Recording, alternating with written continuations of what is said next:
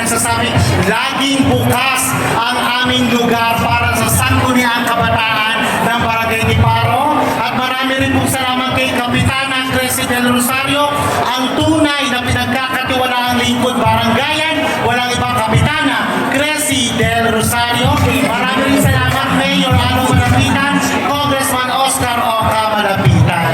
Para sa inyo lahat, enjoy lang po tayo sa umagang ito, sa araw na ito.